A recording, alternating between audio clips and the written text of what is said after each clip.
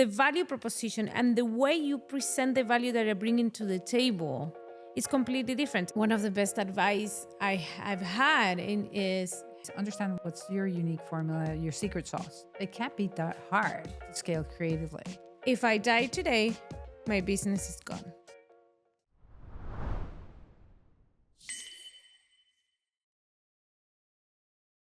Ale, nice to see you back. Welcome to Ideas to Scale. We are today talking about consultancy and the challenge to scaling consulting firms or service-based consulting firms. Which is so easy. What about it, Ale? So we're going to talk about today it's a little bit different. We're going to talk about our experience, our, how we learn, how we help others in terms of learning from our mistakes too, and what we've learned along the way. So I think that, first of all, we realized we came together with something, with a core belief that was, we're sort of doing consulting the wrong way, because we were doing consulting in a very case by case basis. And we both said, this is not scalable. This is not working. At least me. Okay, let me talk for myself. I had a consultancy firm for 7 years before I met you. And what I did very, very consciously was say, okay, if I want a lifestyle business, I have one, which is great. And that's completely valid to have. You can live with a lifestyle business and it's completely valid. And then there was this new road that opened up that I was questioning myself and saying, okay, if I die today, my business is gone. That was the reality of it. So I said, look, if I die today, I want something to stay in this world. I want something of consequence. I want a legacy. And when I was questioning all that, that's when I met you and we said, wait, there has to be a better way of doing this. And that's when we said, first, let's sort of productize our offering and then create a strong brand that can support us. And that's the process we followed, which is not easy. No. So what was the first, remind me of what was the first, huge hurdle that we faced for you? At least what was this, the hardest in the beginning? Let me backtrack. So coming from what I like to do is problem solve. And I'm always looking at what if this were simpler, easier, and how would it look like? Coming from a branding, you were coming from consultancy. I'm coming from branding. I've been doing branding, management consulting, and then brand consultancy for many years already. And I came here, I was like, okay, I want to do it differently. My purpose is more on, it can't be that hard to scale creatively. And the building blocks that we liked, you were in communications, I was in branding and strategy coming together. It made sense because that's, for me, all brands creatively can scale Alto, hence our name. And for me was like a big, okay, now I know where I'm heading. I know what I like to do, what gets me excited. Because I'm terrible at having businesses that I'm bored, because this is the third business I create. So I'm like, I don't want to be bored. And by the same token, I've been challenged.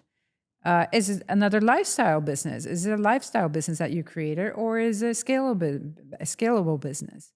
As an agency owner, as a consultancy owner, I'm like, okay, how do you scale this business besides a brand, which we we came about. Beautiful, Scalto, scale, alto. It was great. It was everybody excited. Okay, so what do we need? We need scalable processes. And that's the idea. When you and I met, interestingly enough, we were in the same cohort of path of even the consultancy that was the advisor that was helping you. I was almost going sign up for that. It's like, no, I have the information. I have all the information. Let's get back. And so we started saying, okay, this is what we want to solve for. And this is the market. This is the space. And yes, we've evolved. At the beginning, we were more widespread in terms of having B2B service firms or B2C and fast-moving consumer goods. We're and in Latin America, we're toderos. We do many things for many people. So in here, when we're in Miami, I'm here. It's like, okay, we need to focus. We need to niche, and that niche was more Europe coming about. So for me, it was difficult. And it's a long story long answer to your question. For me, it was difficult because coming from where I come, I've been generating 500 brands, and there have been from incontinence diapers to banks and to foundations and to things that it's super widespread. But the fast-moving consumer goods is at your face. You see the chocolate milk, you see the ice cream, you see the beer, you see them happening super live. So for me, when you're saying, okay, let's go B2B service firms, financial services, I do have experience because I've been working. That's like a fourth of my business was in that. But focus only on that. I was like, okay, Ale, I give you the benefit of a doubt. Let's go into verticals. And I remember we did the vertical analysis and to see what vertical should we focus on. And that was great. So we had the processes, we had the verticals that we wanted to address. And then we need to train the people and train the team.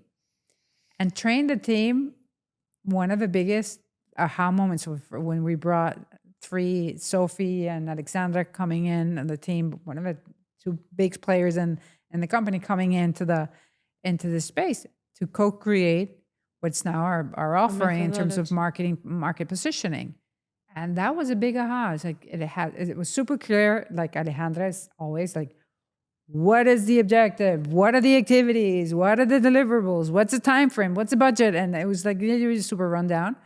I've run through the processes. So it came to a point where we understood that if we need to change our value cycle, and our personal one and the company wise, so that it become a truly scalable company. So I think that the way we advise service-based companies, because we do, is in the same way that we did it. That for me is first establish a clear methodology. You're service-based, but you need to constantly question your service offering and the way you take your client through your service, your customer journey.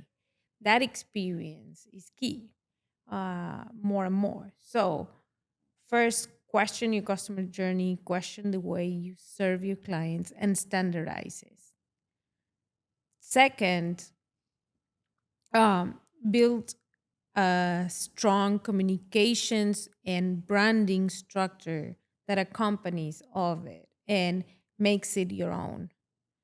And I think that third is your culture, your work culture, and the way that you are organized inside the organization has to reflect with your methodology. So I was just now, for example, talking to one of our clients, our financial advisors, and they wanted to go into a new market. But the way that they wanted to go into that market was the same way they were in other markets, right? And the way that, and it's not just about your marketing, your communications, how much advertising you do. It's about the way you present your services. So a lot of the times we end up with clients also questioning and asking, okay, how is your service presented? What are you offering? And what you have to How do you unlearn. offer it? What you have to unlearn. I mean, for me, coming from South America, coming into Miami, the sales process is completely different. I mean, I had to unlearn a lot of aspects, and coming to terms as like, what is my why? Who is my client? What big expensive problem I'm solving for? And why me? What's the job to be done? Why would they hire us? What would they hire this? So coming to that point, I mean, you would go to a piñata and you would have Yeah, like 10 leads top, there. top three people. I mean, here you come and say, okay, this is a different environment, and you have to adapt when you're coming into a new market. You have to adapt to your point. You have to say, okay, who am I talking to, and what is it what does success look like, and coming. It's not what we saw for, and we have this methodology and with this rigorous, and we have this. No. What are we bringing to the table for you? What's important for you? Understand that as a consultant, and it's a trust. It's a consultative sale. A consultative sale might take some more time. Yeah, and to your point, I think that having a methodology for all of consultants or all of service providers, the fact that you sat down and decided, and like we did actually, which was like I'll never forget that day in that office, in your brother's office, that we sat down and said, okay, what is our expertise and what do I need to make a brand successful? When you bring that expertise front and center into the conversation with your client and guide them, it turns the conversation around. It turns the value proposition and the way you present the value that you're bringing to the table is completely different. I've sat with many consultants, financial advisors, service providers that sit down with clients and say, what do you need? Tell me what you need and I'll create a proposal. That's a huge mistake because when you sit down and say, I can solve this problem with this expertise that I already know how to do, it's a shift in the conversation that creates so much value in a different way for your brand, for your persona, and for all of your process. So it's much more than just standardized process. It's about creating a perception with the client that is very different than before. I think that's our biggest win. And I wanted to go now into our biggest failure. What do you think was like our biggest mistake?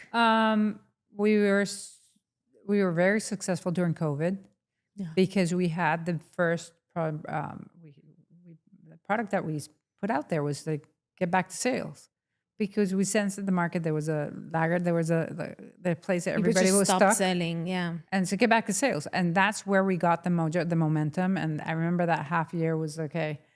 So we underestimated how much that would grow. And it hurt us in the next year because we was like, okay, yo, we have to understand that on the spectrum of do it everything for you, working with you as to do it yourself. In that spectrum, we want to go working with you. So what processes, what structure, what things do we need to have in place? I mean, that forced us, that learning, not failure, that learning forced us to standardize and produce and train our team to do so as well. Other things that learnings, I don't see it as failures because I always learn from it. Clients that we had to let go. Places that they were taking us way beyond our core. They were distracting where our focus was, where our focus is. We still continue to say, is this client worthwhile? Because remember, for everybody that's listening, it's consultancy. It's when they come to us, they're expecting us to go the extra mile and saying, okay, 3 steps ahead, where's your brand taking you? Is it taking you to that place on your market? Another space that, well, you mentioned my brother, dear to my heart. He's like, Gabby, your business is not scalable. I was like, I'm going to make it scalable. And so we went into a cohort and understood what agencies and what consultancies need in order to scale, whether via M&A or via processes and structure and things having into place. So we have grown and Yeah, playing and on the 2Y3X approach and trying to scale our companies in a very strict path. We've learned as well other tips as every time we go and say directive, Alejandra, Andres, Sophie, it's like, we need to do this. No, no, no. This time around, the bottom and the junior team is telling us what needs to be done and actually doing things. That for me was that's marvelous. a I love when that biggest happens. aha moment for me. It was like, I don't need to do 10 initiatives at the same time. I mean, because when you're a small agency, a micro agency, if you will, you tend to be micromanager. And for me, the biggest learning is like a step back, understand where they're coming from, what's their suggestion, and strictly go into a path. And I'm going more into the how we're doing a lot of stuff that we're doing is more as like identify, research, prototype, and execute. That happens in 3 months. And So for me, the biggest learning that I've seen, and I also see a lot of consultants make the same mistake, or service-based companies, the issue of the feast and famine cycles. Basically, you go out, you start your sales cycle, you're selling, selling, selling. You go through all of that effort and you start closing business. And the moment you start closing business, you're like, well, I don't have time to sell now. You're just focused on delivering. So I feel like I know that the biggest opportunity that service based businesses have is to create a strong marketing and sales organization that keeps the flow of leads going constantly beyond the service cycle, because that happens to everybody. There is a time in service-based businesses in which the client takes much more of your time and effort, and then basically most of the times in the onboarding phase, and then they start, you start of going into the flow, and then they are more on a recurring, they become service comfortable. based. They become comfortable. You become very comfortable with them, and the service works, and you're helping them grow, and it's constant, and it just goes into the team. But that onboarding, Peligro, peligro. but that onboarding, generally what happens is that it interrupts all of your lead building process. So I think that the best one of the best advice I've had is, hey, focus on building a strong marketing and sales organization, because that's going to generate the value in the long run for your organization as a whole. I think, But it's hard to build. and if we're evolving, I do my take on consultancies and service based companies. Understand what you're solving for. Why are you different? How are you different? And then what do you offer in a way? Super clear. Having the team, the talent in place, because we are service based. When we're service based, we sell ideas, if you will. We sell solutions, and might not be a widget, and might not be a glass. It might be. So that is take good care of talent, the marketing and the feast and famine as well. Understand what's your formula. For us is the retainer, the project based as retainer based magic that needs to happen. That for me is always understand what's your unique formula, your secret sauce, if you will, and have fun at it. Because Yeah, the passion is key. If you have no passion, if this is repetitive, for me, I wouldn't be here. I wouldn't be here. It's fun. It's fun to see the spark on the client's face. It's like, this is the right name, or this is where we're heading, or this is great, or when you have your son saying, or your daughter saying, this is a brand, my mother's brand. I love that. Things are happening. I do. We're here to help.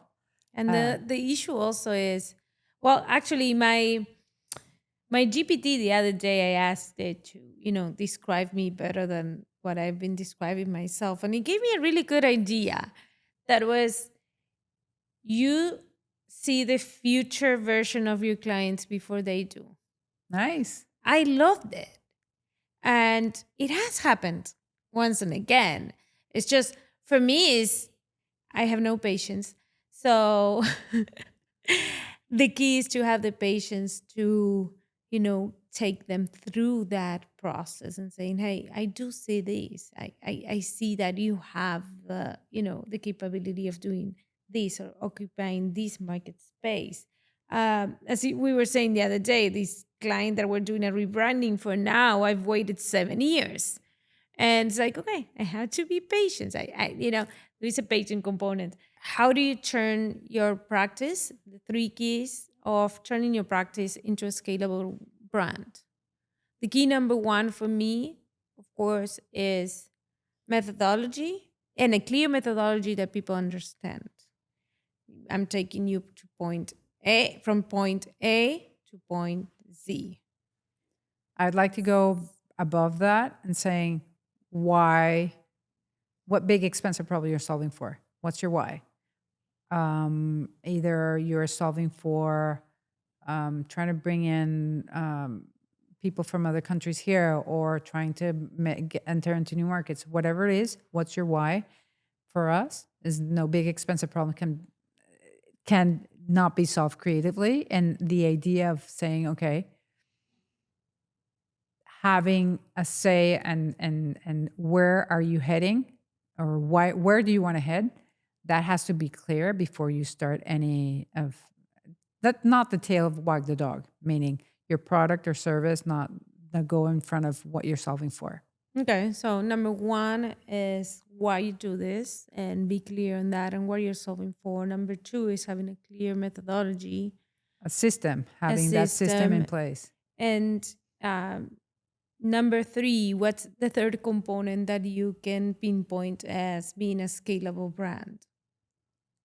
Having the right team, the talent for service based, definitely, with the right culture. It might be a case, and has happened to us, that our culture is in such a way that people that do not, They don't fit. they don't fit, the system like really takes them out, pushes them out. So having the right culture in place, and by the same token, be open, be curious, having the ability, AI currently, or having other things. I mean, we need to be 3 steps ahead as a service-based companies. We need to understand where we're heading. So that curiosity part has to be a base ingredient in the whole thing. And we have our value system, the grow or die value in our system, is part of saying, okay, we need to be on top of.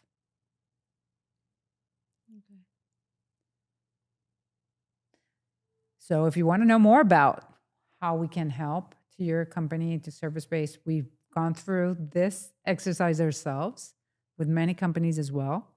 And it's not hard. It's just it takes time and energy, or time and dedication. I don't say energy. I take dedication to sift through what you already are trying to put out there and see if it makes sense, and brand it.